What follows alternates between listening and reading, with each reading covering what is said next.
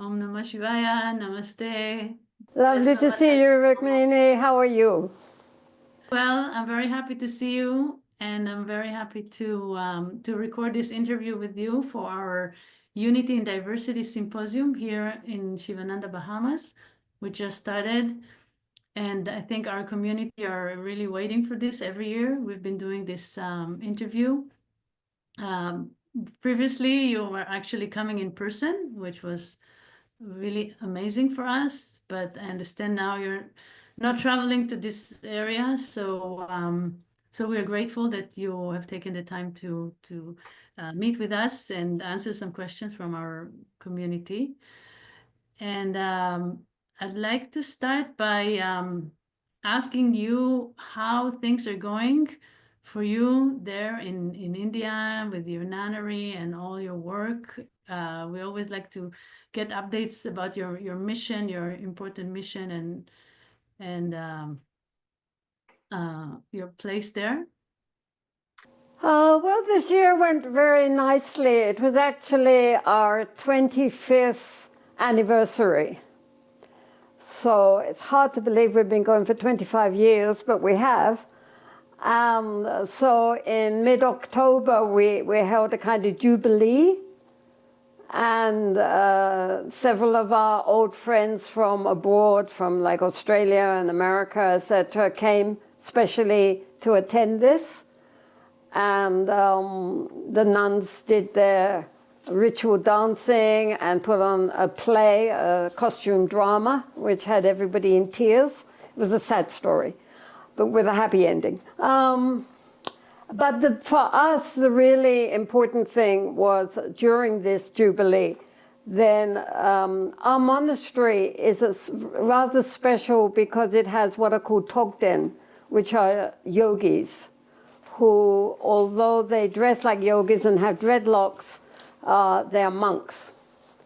And so I had requested our Lama Kapta Rinpoche to please recognize 4 of our nuns in long-term retreat as Togden Ma, or yoginis, and to offer the robes to them.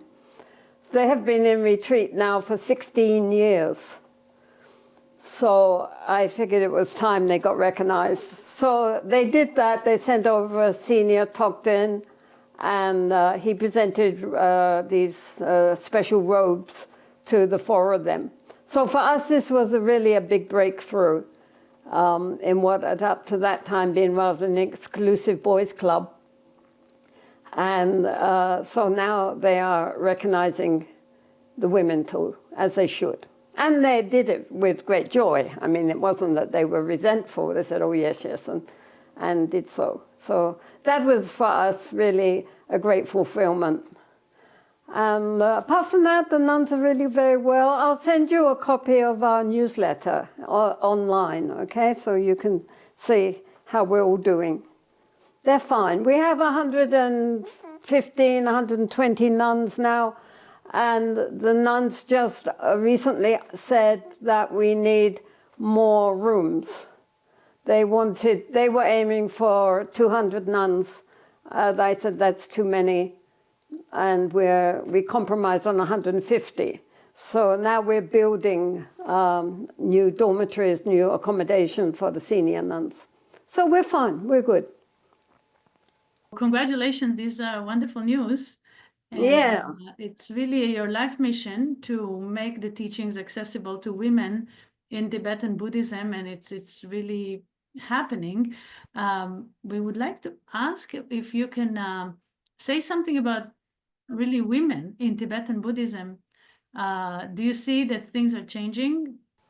Oh, they're very much changing. I mean, because previously the main change is in education. Previously, as with the rest of the world really, until recent times, female education was not given any priority. And it's in the last 20, 25 years, 30 years, really the whole attitude towards women has changed very, very much. And of course, nowadays also when lamas, etc., go out and about, the majority of their audience are women, either in Asia or in the West. And so they can't ignore anymore that these highly educated women are expecting the same kind of teachings which were traditionally only given to, well, mostly only given to monks. So it's interesting how the lamas themselves are adapting to the changing times, and the fact that most of their students nowadays are laywomen, not monks. Interesting what will happen next, right? Amazing. This is wonderful. Thank you for sharing. You mentioned that some of the nuns are doing retreat for 16 years, and last night I spoke with a few people who read the book about your life, your story, the cave in the snow, and some of our guest presenters also mentioned that they read the book and were very inspired. And people wanted to ask, I know you don't like often to ask that we ask personal questions, but if you can say something about your life in retreat and in general, any advice to people who are interested in retreat? Well, in the Tibetan tradition, there is, apart from, of course, an emphasis on studying philosophy, Buddhist philosophy, there is also, especially in our tradition, a lot of emphasis on undertaking certain practices in an isolated situation called retreat. And the idea is that one can then give all of one's energy to the practice without any distraction, or as little distraction as possible. So my Lama Kamta Rinpoche, after I had been working with him for a few years, sort of as his secretary and teaching English to little monks, then said, okay, now it's time you went away to practice. So he told me to go to this Himalayan area of Lahul, which is a Tibetan Buddhist area, even though the people themselves are Indian. So I did that. I didn't know how long I would stay there. I stayed there for 18 years because it was an ideal location. And for the first 6 years I lived in the monastery. Then I felt I needed more isolation.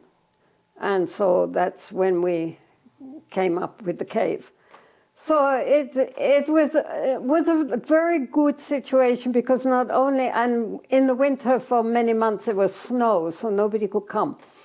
But it was regarded as a very holy place, especially for female energy, called Dakinis. It's called the land of the Dakinis, and it was regarded as being especially, in the past, in many centuries past, great yogis had gone there and practiced there. And also because the people in that area were Buddhist, I didn't have any worries about being an isolated female. I mean, in those days I was young.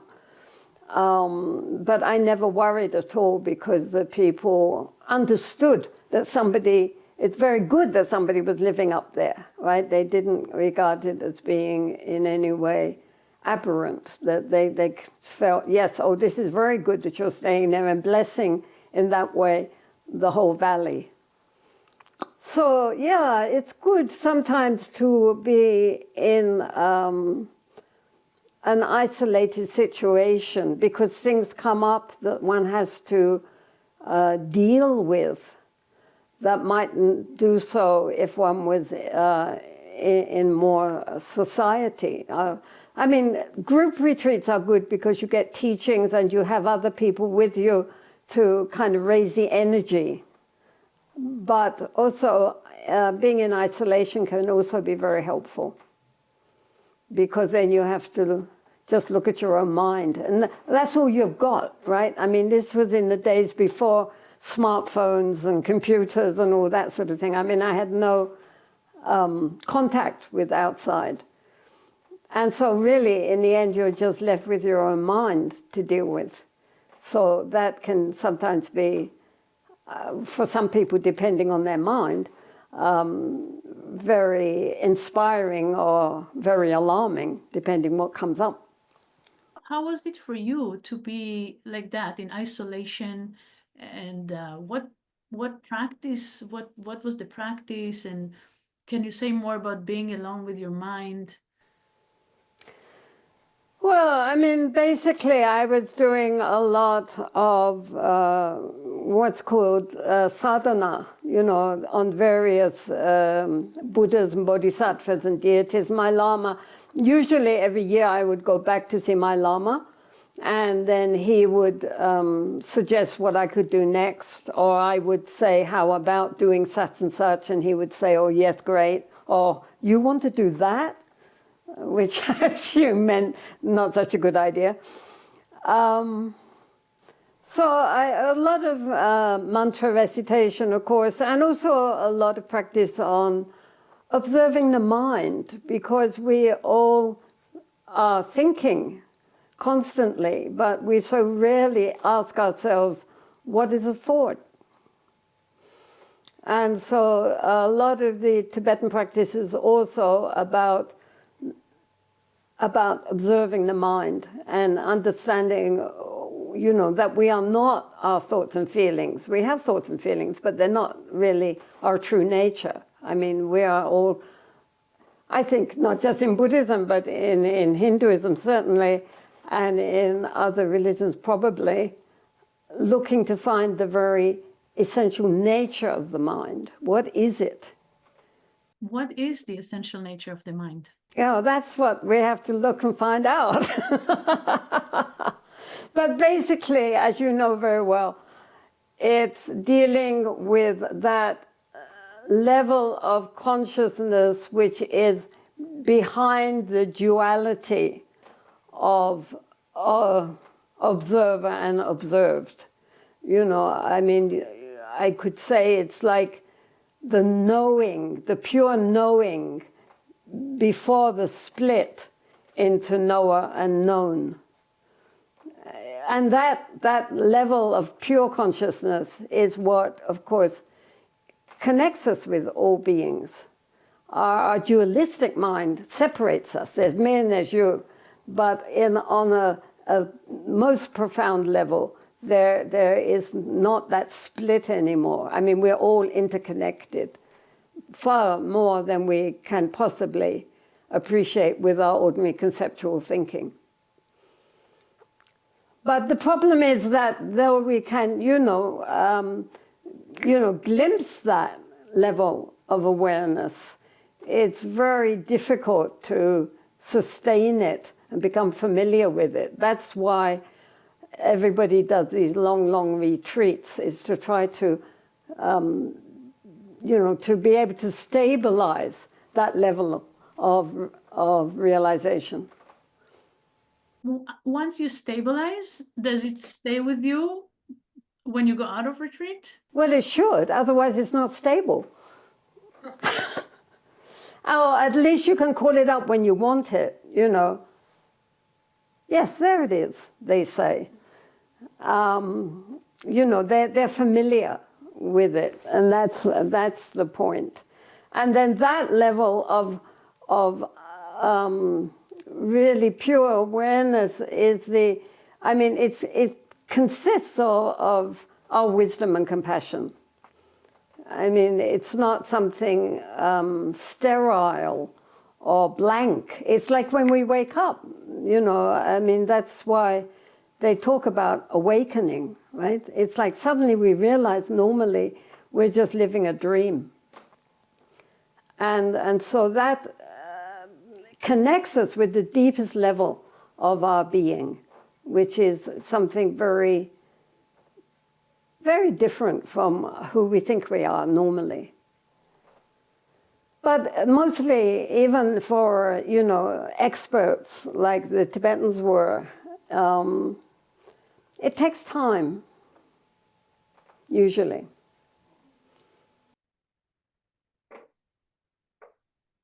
So attaining that state of connection that you just described, the non-dual awareness, how will it change someone's life? How will their life look different? In what way? In their relationship with the world, with themselves? Well, I think it's very different. I mean, normally we live our life, encompassed with our sense of self, of ego. And along with that, the hopes and fears, the hoping it's going to be okay, fearing it won't be okay. And as you know, I mean, especially nowadays in the state of the world, people become very anxious, very fearful, very angry, and caught up in all their emotional turmoil. Whereas if one really sees deeply the nature of the mind, then all that grasping falls away. Which is why even when, great masters are in very, very difficult situations, they nonetheless remain very tranquil and still full of compassion and caring. They're not caught up in their own anxieties and fears and anger and all these things. That simply doesn't pertain. They're not there. So, I mean, therefore inside they have great joy. I mean, it's, as you know very well, on the spiritual path, it's very important to have this inner sense of joy and freedom. And so that is there the whole time, which is why people go to them as masters, because they can see they know something that most of the world doesn't know. Would you say that the master or guru is essential in this sense? What is the understanding of the role of the guru? Well, of course, in the older times, in traditional times, a teacher was essential because, one, most people were not educated and couldn't just read a book like that, like we can nowadays. Secondly, there was no YouTubes or online discourses, and therefore you needed to have someone there who had gone further along the road than you had in order to become a guide. And of course, that is still very helpful and important, but it's not as vital at the beginning as it used to be, because now there are so many, there are, as we say, online teachings and courses, there are so many books, and so forth. So we can get started by ourselves. We don't need to really wait for the guru to appear before sitting down and watching our breath. But eventually, of course, if one is really committed, then it is really very, very helpful, if not essential, to have direction from someone that you trust, knows what they're talking about. I mean, that they're not just because they read it in books, but because they themselves have experienced, and so they're speaking from their own level of realization.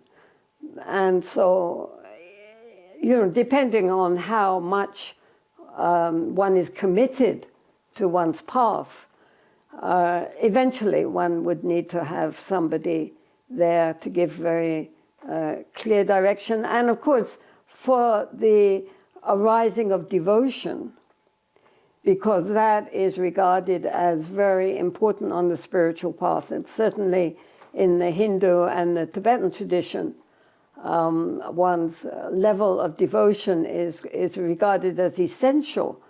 The problem always is that one doesn't know. I mean, by devotion means total openness and trust.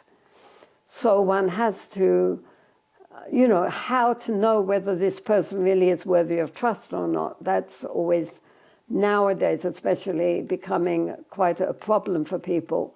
But if one does have someone who is really genuinely trustworthy, and most of them are, it's only a small percentage who are not, then that takes you that much more swiftly.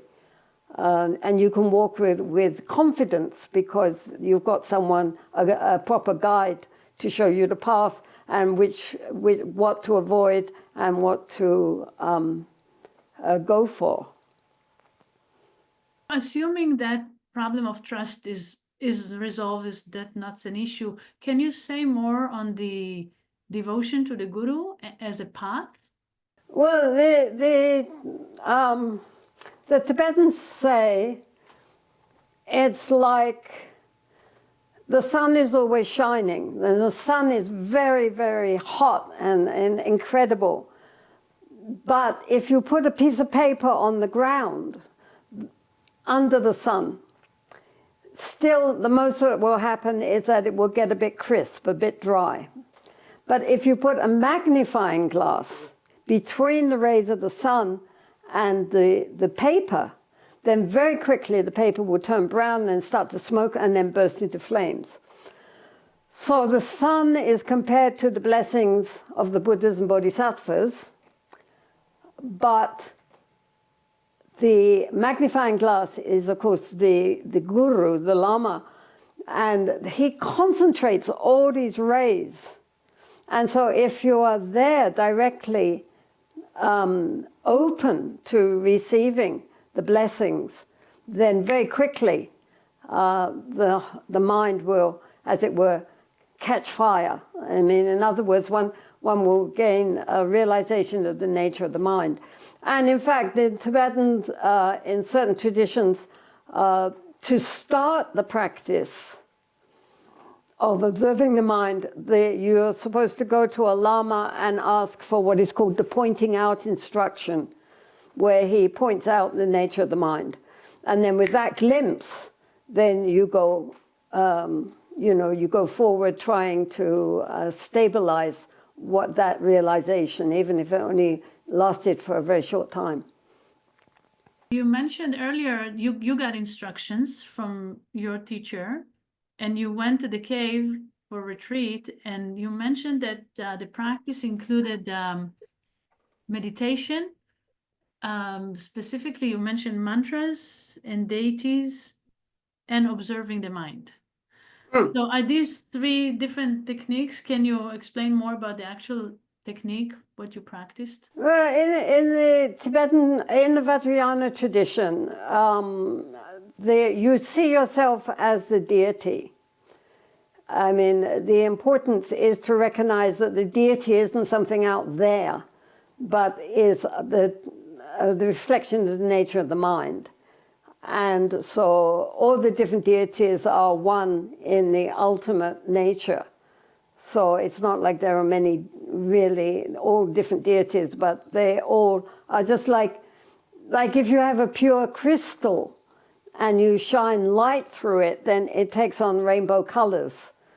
And likewise, from the nature of the ultimate reality of the mind, it takes on different forms of deities, sometimes very peaceful, sometimes slightly wrathful, or so on.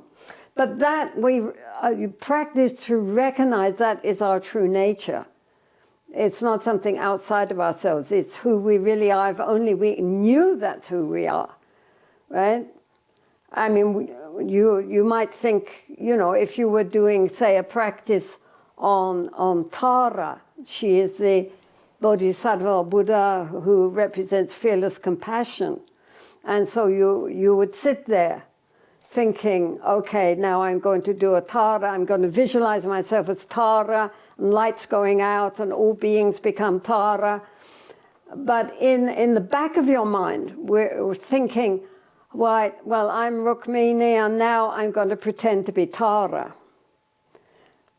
And that is the essential problem, because in truth, you are Tara pretending to be Rukmini. Right? So, I mean, the Tara is our true nature. The conceptual thinking mind is the Rukmini part.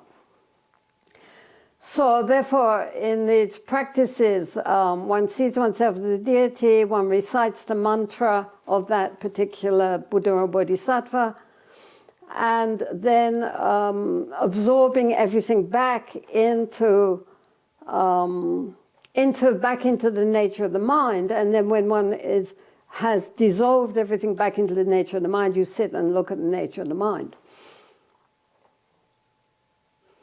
which is emptiness and at the same time luminous clarity. I mean, it's what helps. I mean, we couldn't think if it wasn't for the fact that we are conscious, that we're aware. But that awareness we don't recognize. Anyway, it's a very complicated subject. Let's leave that. It actually is very nice teachings, very much related also to our path, the use of the deities and the mantras, and then going into the ultimate reality. Exactly. So speaking of the ultimate reality, they say that in Buddhism, they don't believe in God, but there is ultimate reality. So what is the belief in the Buddhist path? Well, they don't believe in a creator God. There's something separate out there that's pulling all the strings. I mean, you know, of course, Buddhists believe that our actions have results, right? And so we believe in karma. That's why things happen, not because somebody out there decides this is going to happen to you, but because of the causes and conditions which we ourselves have created in this and in past lives. So ultimate reality is not something that you can catch hold of or pinpoint. It's like, it's often compared to the sky or to space, in that it is all pervading everywhere, but you can't catch it, you can't grasp it, you can't see it, you can't taste it, you can't touch it, and yet it's omnipresent. And that's like the level of our mind. We're mostly obscured by clouds, so we identify with the clouds. But sometimes if you keep looking at the clouds, then the clouds part. And then behind the clouds, there's the sky. And you recognize that the clouds have just come from the sky, go back into the sky, but the sky itself is infinite, beyond subject and object. But that has to be realized. That's the point. I mean, saying it is one thing, but actually experiencing that, and that we are not who we think we are, and nor is anyone else. Everyone, in Buddhist terminology, everybody has Buddha nature. But it's not like something, you know, unique inside us, like a little Buddha.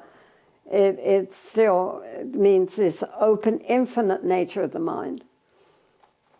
You mentioned that the most important thing is to realize that, to experience that, because it's not the philosophy, it's the practice really that will take you there. Yeah. So there was a question that came from one of our staff about the practice and having the discipline and the willpower, especially when you feel weak, to actually sustain a steady practice. Well, I think one should, it helps maybe to start small and simple. So normally in Buddhism there are two levels. One is called shamatha, which means like calm, abiding, and vipassana, which means insight. So first we have to get our mind well tamed, right? It's like if you consider, you see this wild horse, and it's a beautiful horse actually, but it's wild. So therefore you want it to go left, it goes right. You want it to stand, it will run. You want it to run, it will stand. It's not going to do what you want it to do, but its potential is wonderful.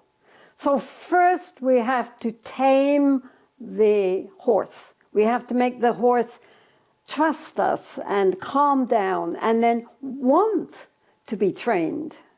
right? So first we have to tame, then we have to train it. And from training, it becomes transformed. And then eventually we can transcend the ordinary conceptual thinking mind.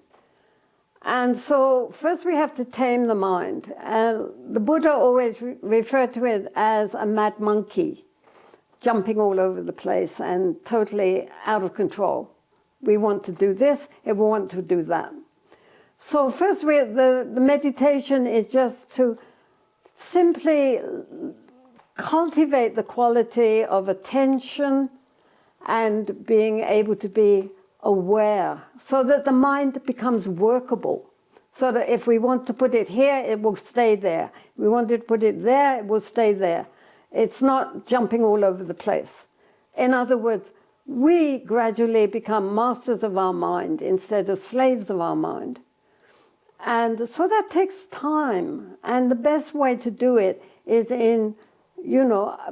actually the best way to do it is to do a meditation course with somebody who will explain the stages and what to do and encourage us. And you have other people around you also sitting, and they look like they're all in samadhi. So therefore you've got to think, oh, yeah, I've got to keep here practicing.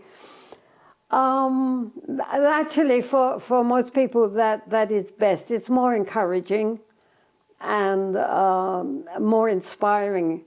If people have never practiced before sit down to meditate by themselves, they're likely to feel discouraged, because at first it seems like you've got more thoughts, not less, as we become more conscious of the mind, how noisy the mind is. It's like having a television on the whole time, right?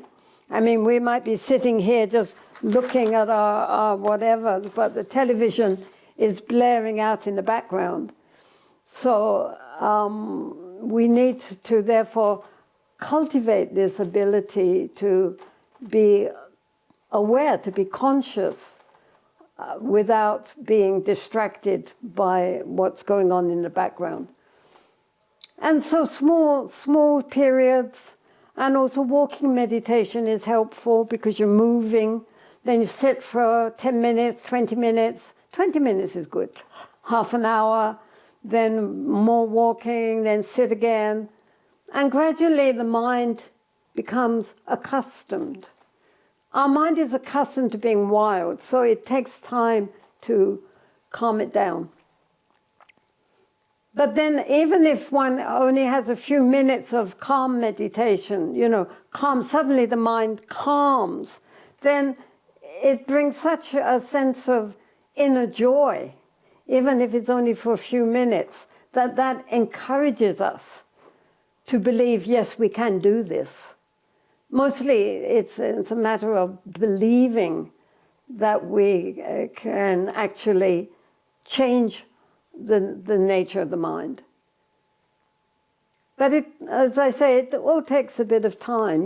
We shouldn't expect we sit down and immediately get enlightened. It's unlikely. So you mentioned this advice in the context of beginners, but what about people who are already on the path for many years? From your experience, is it possible that they will also have periods of lack of motivation, lack of inspiration, and what to do? Yeah, that's a difficult one, and it's really fairly common. I mean, people even who have been practicing 10, 15, 20 years, at a certain point they ran out of inspiration. And that is probably the most difficult thing, to overcome that. So maybe they could try to encourage themselves, start again something small, not too much, not ambitious. Maybe go and meet with masters, read an inspiring book, try a different method of practice for a change, because sometimes, we're human beings, and our mind is very tricky. And so sometimes we just get bored quite frankly. And to accept that's all part of the path and not to worry about it. Yeah, so I mean, I try to re-inspire oneself, not, push too much and relax. It's very important to also, in our practice, to not be too tense or too goal-orientated, right? Especially Westerners, because Westerners are always, wanting to achieve something. And that is really not helpful.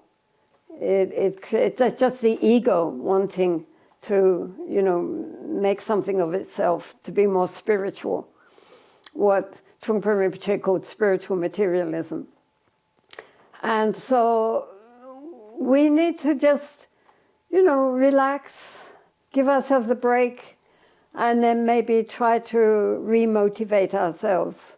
Even doing a different practice to see how that goes, right? Just to bring back that inner joy that we had at the beginning. It's a hard one, actually, and it's people shouldn't despair, because people often go through that, and then they come out the other end. You mentioned the ego, and I remember in the past you talked about, on one hand, we all have the goal to somehow overcome this ego, but you also mentioned about people whose ego needs healing first. Can you explain that? Yes, I think it's a very important point, because until we are at an extremely high level of spiritual advancement, we have an ego. We have a sense of me, a sense of self. And very often people, especially when they get onto a spiritual path, they are quite, I don't know in Hinduism, but in Buddhism, they tend to be quite mean to themselves. That anything they think anything positive about themselves, they regard that as being a self-cherishing mind. But in fact, if one looks at how the Buddha taught the practice, first he started with this practice of shamatha, or calm abiding, to get the mind into good shape so that we can use it skillfully, like a surgeon with a scalpel, right? You have to make the mind amenable to being worked with. But at the same time, he also said that we should practice what are actually called the Brahma Viharas, or the divine abodes, in which we give our loving kindness and friendliness, and then compassion, and then rejoicing, and then equanimity, first to ourselves. First we think, may I be well and happy, may I be peaceful and at my ease, may I be free from suffering. In other words, we start to make friends with ourselves. After that, we give love and compassion, etc., to people we care for, that we love, then people that we are quite indifferent towards, strangers, or people that we see that we never think that they would like to be happy and free from suffering. And then people that we have problems with, that we don't like or have hurt us, and then to all the world. But we start with ourselves. We start by making friends with ourselves, forgiving ourselves, working to make ourselves feel okay, so that we are able to walk the spiritual path. I mean, sometimes I say it's like if you break your leg, then the leg is in a cast, and we can't move much. It's very awkward. We're always thinking, oh, my poor leg, my poor leg. Somebody hits the leg, ow, oh, my leg, my leg, my leg. Why? Because the leg is sick. And likewise with our ego, if our ego is not well, is not healthy, then we're always thinking me, me, me, me, me. So once the leg is healed and we take the cast off, we can run, skip and jump, and we're not thinking leg. Who thinks about their leg when their leg doesn't hurt? Right? It's very useful to have a leg, but it's, we're not thinking about my leg. We only think about the leg when we're sitting in meditation and our legs ache. Then we're thinking leg, leg, leg. But as long as it's okay, we're not thinking about it. And likewise with our ego, if our ego is healthy and we are friends with ourselves, then we're not really thinking much about ourselves because we're more interested in others. So this is why it's even on the spiritual path, it might seem counterintuitive to give so much attention first to making yourself healthy. But in the end, it's the only way, because otherwise, along the path, we're going to come up with a lot of obstacles if we haven't really a very healthy and balanced sense of self. And that is walking along the path towards the dissolution of the self. But just saying there is no I, who is saying there is no I if not me, right? I mean, it doesn't make sense. So beyond healing our relationship with ourselves, I understand we also have to work on our relationship with others and specifically cultivate virtues like kindness, compassion. Is this also a requirement, like in the Buddhist path, as a preliminary for the more advanced meditation? Well, yes, definitely. I mean, that's why, although it's very good to do retreats and do meditation at the same time, I say it's like breathing in and you breathe out, right? You have to breathe in and breathe out to have a balance. And so a lot of the qualities needed on the spiritual path, like obviously ethics and generosity and patience and kindness and compassion, these need other people because they are the ones we're going to practice on. I mean, it's one thing to sit in your retreat and think, may all beings be well and happy, but then when you go out and you meet these beings, sometimes it's a little more difficult. So they are helping us, and especially the difficult ones, are helping us to cultivate. I mean, how can we cultivate patience if nobody ever annoys us, right? So instead of being upset by that person who is being so disagreeable, we can appreciate that actually they are our teachers of patience. And all these other qualities that we need to cultivate, we need other people to help us to do so. So it's really important to recognize that, we need to go in, but then also we need to go out.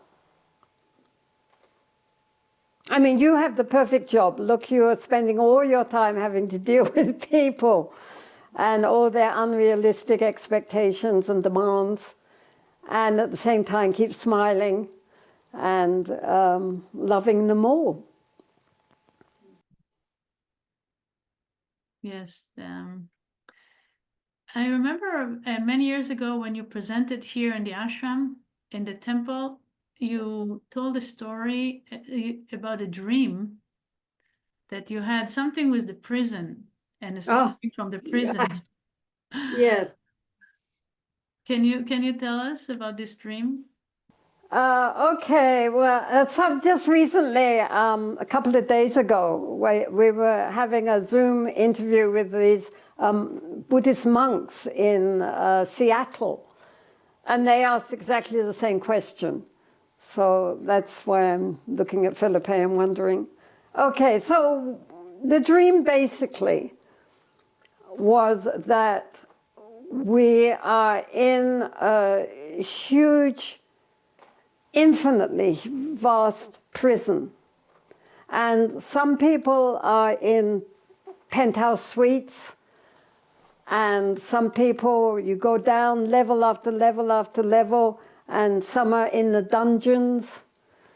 And there were people who were laughing and partying, and people who were arguing, and people who were crying, and people who were laughing, and everything you could imagine, all these like vignettes of all these different situations. But even the ones who were up on the top, they could go down any time. And the ones down could go up any time. It was terribly insecure. You never knew what was going to happen, and we were all in this prison. So I thought, we have to get out. This is a prison. And so I went around talking with many people saying, look, we've got to escape, we've got to get out. And mostly people said, oh, well, yeah, but, you know, it's not so bad. And, you know, escaping is very difficult. I don't know if I can manage that. You know, it's okay here, you know. And I kept saying, no, it's a prison. And they were not very enthusiastic to go. But eventually 2 friends said, okay, we'll escape if you escape. So then there was like this canal with a boat, and there were guards on either side. And I thought that they would try to stop us. But they didn't. They ignored us completely. And we got in the boat, and we went out from the prison. And then we started running. And we were running parallel to the prison. And on the left was this prison and all windows. And so as I was running, I could see, you know, again, people crying, people laughing, people partying, people working, all different kinds of people doing all different kinds of things.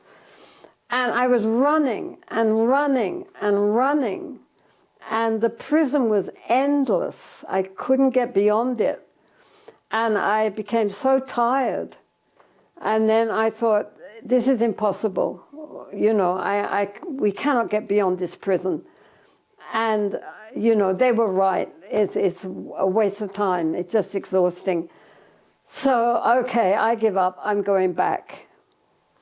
Then I thought, no, but if I go back, my friends who are only coming because they're running after me, they will go back too. So therefore, for their sake, I have to keep running. And as soon as I thought that, as soon as I was thinking I've got to go for their sake, then the prison came to an end and ended up in a kind of very suburban-looking road. I laughed when I woke up. I laughed at how my mind came up with this kind of suburbia with trees and bushes and nice houses. And so then I walked up to the first house I came to and knocked on the door. And this woman, this middle-aged woman, very sort of like a housewife, she said, oh, you've come from that place. Yes, well, not many people get out from there, but don't worry, you're safe now. But you must go and help all the others to come out too. And I said, well, it's really very difficult because nobody's interested. You know, how much, and I'm only me. I can't do, you know, help all these people to escape. And she said, no, no, don't worry, you're not alone. There's a whole organization. I had a kind of vision of some kind of bureaucratic, you know, like the government or something, all different departments. And she said, you'll work for them and they will help you, don't worry. So I said, okay, then I will work with you. And then I woke up. And then I laughed. Because I thought, well, you know, you see, salvation is a kind of suburban house. And so that dream was many years ago. Yeah. So yeah, when I was in the cave. And how do you understand it today? Well, I think it's true that we are all trapped in samsara. And samsara is indeed, I mean, whether you're up or whether you're down, and it's a wheel, so it keeps going round and round and round. And it is indeed very insecure. You never know. Today, everything's wonderful. Tomorrow, disaster strikes. We just don't know. And we are trapped in, you know, I mean, on one level, the prison is the prison of the ego, but it's also the, you know, the outer prison of our inability to see things how they really are, and how we construct our outer reality. And that the only answer is to really be practicing not just for the sake of yourself, but for the sake of others. I mean, in the Mahayana tradition, you take a vow that you will come back again and again and again until all of samsara is freed. I mean, that's going to take a long time, at the rate we're going. Sunma, I'm looking at the time, and I know you have plans you have to go to Nepal today or something. You're busy, I know. So I just wanted maybe to ask if we can conclude with some kind of a message from you to our community and to everyone who's listening for the new year, and also maybe address specifically some of the challenges that people are going through these days with everything that is happening. Some message of hope and advice.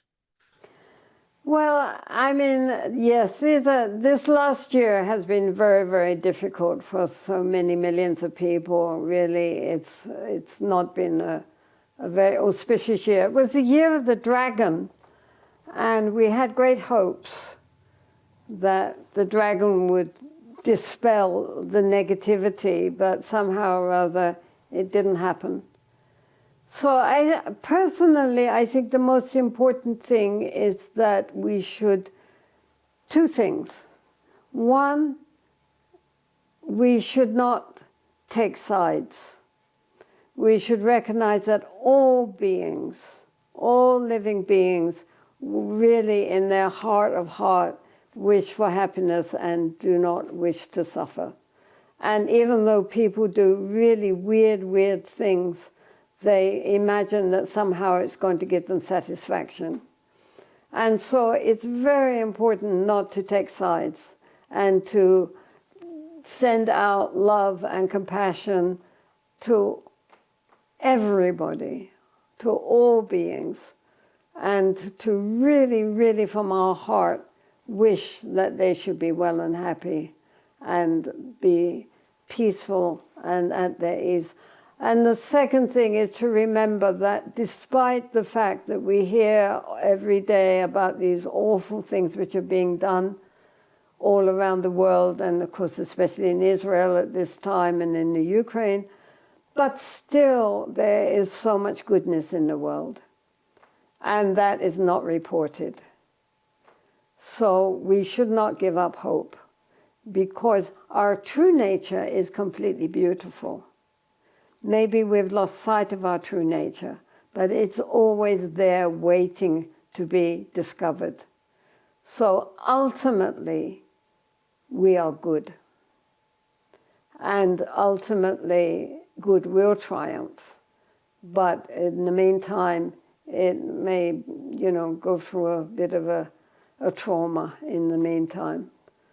But never to give up hope, and also especially to send out love and compassion to all the beings, and especially all those poor beings caught in this terrible, terrible tangle which the politicians have handed to us.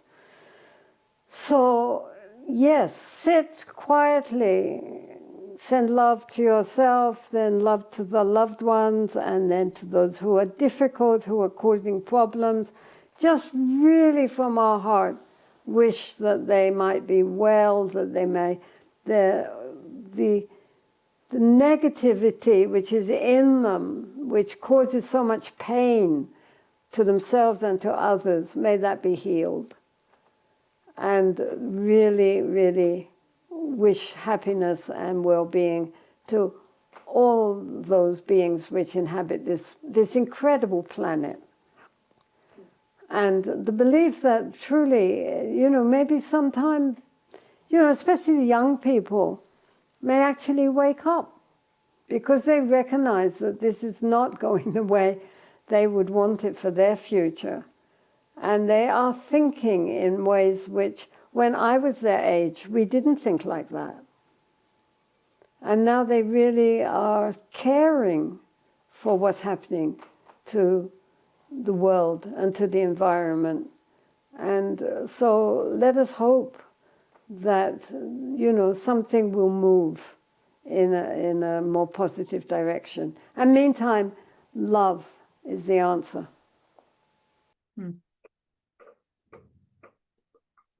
Thank you so much. That was such a beautiful way to conclude our interview, and beautiful message from you to everyone. I would like to thank you for taking the time today.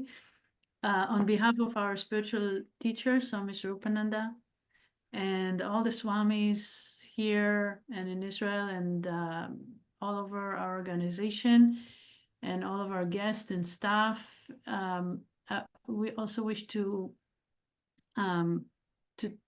wish you success, continued success with your nunnery, with your mission, and we hope to see you soon, hopefully here, or if not, then elsewhere.